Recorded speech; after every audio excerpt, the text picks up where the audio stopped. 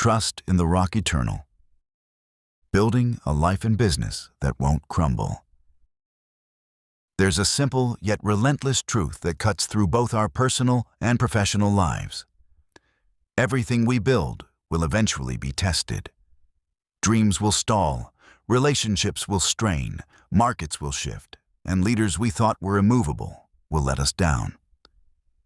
The question Isaiah asks us in 26:4, "Trust in the Lord forever, for the Lord himself, is the rock eternal," isn't poetic filler.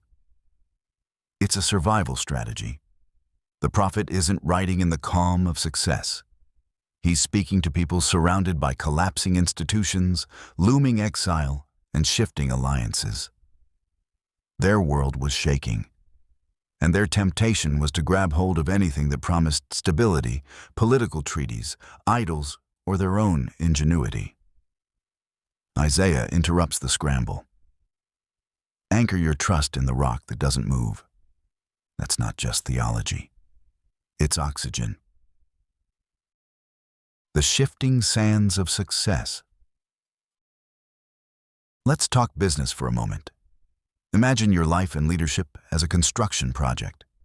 Many of us build on sand, on quarterly revenue, market conditions, client contracts, or personal charisma. It works until it doesn't. One downturn, one missed deal, one broken promise. And suddenly the ground beneath you feels like it's giving way. Professionally, we've all seen it. Leaders who rise quickly, but collapse because their foundation was a brand image, not character. Companies that scaled fast, but fell apart because their trust was in trends, not timeless principles. Maybe you've felt it yourself. That creeping anxiety when you realize your sense of worth is propped up by fragile winds. Sand feels solid until the storm comes. The rock is a leadership model. Now picture building on a rock, a cliff face that cannot be shaken. In Hebrew, Isaiah uses sur, meaning an immovable, fortress-like rock. It's not a pebble in your palm, it's the mountain you anchor into. In business, that looks like anchoring decisions in integrity even when shortcuts seem profitable. It looks like rooting leadership not in charisma, but in consistency. It looks like refusing to let your identity be dictated by performance metrics, because you know who holds you steady beyond the boardroom. In life, it's the quiet courage of saying, even if my dreams delay, my relationships strain, or my heart breaks, I know where my feet are planted. That kind of trust transforms the way you show up. And make no mistake, the way you show up is the foundation on which everything else is built. The call to trust, even when it hurts. Here's the tension Isaiah won't let us escape. Trust isn't tested when life is smooth. It's tested in the chaos. Trust is revealed when prayers feel unanswered, when people betray you, when strategies fail, and when your heart is breaking. In those moments, our reflex is to grab for control. We reach for idols that look modern but are ancient in disguise. Bank balances, approval ratings, social platforms, or performance reports. We think if we just manage harder, we'll stabilize the ground beneath us. But Isaiah's challenge is sharp. Those anchors will drag you down. Real trust is choosing to lean on the rock when everything in you screams to build on sand. The professional edge of spiritual trust.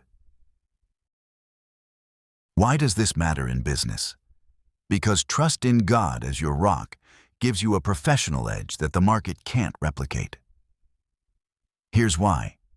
Stability in chaos. When competitors panic, you remain steady because your identity isn't at stake in the market swing. Integrity under pressure. When shortcuts promise quick wins, you can resist because you're anchored in something larger than quarterly numbers. Resilience in failure. When projects collapse, you can rebuild, not because you're invincible, but because your foundation is unshakable. Professionals who trust the rock eternal lead differently. They inspire deeper loyalty, make braver choices, and model a steadiness that unsettles the frantic world around them. What this demands of you. Let's get practical. If you want your life and business to be built on rock instead of sand, here are the questions you must wrestle with. Where am I outsourcing my peace? To people, profits, or platforms? What idols am I tempted to trust when the pressure mounts? In what specific areas do I need to shift my weight off myself and onto God's unchanging character? Trust is not passive. It's daily. It's the choice to redirect your confidence from temporary anchors to the eternal rock. And that choice reshapes how you lead, how you love, and how you live. The heart truth. At the end of the day, here's what Isaiah is whispering through time. The strength of your life is not in what you hold on to, but in who holds on to you. Seasons will shift, markets will change, people will disappoint. But the God who has walked with his people through exile, wilderness, and resurrection is the same God who walks with you today. He doesn't crack under pressure. He doesn't abandon in failure. He doesn't shift when your world does. He is the rock eternal. Build there, trust there, and watch your life and your leadership stand unshaken.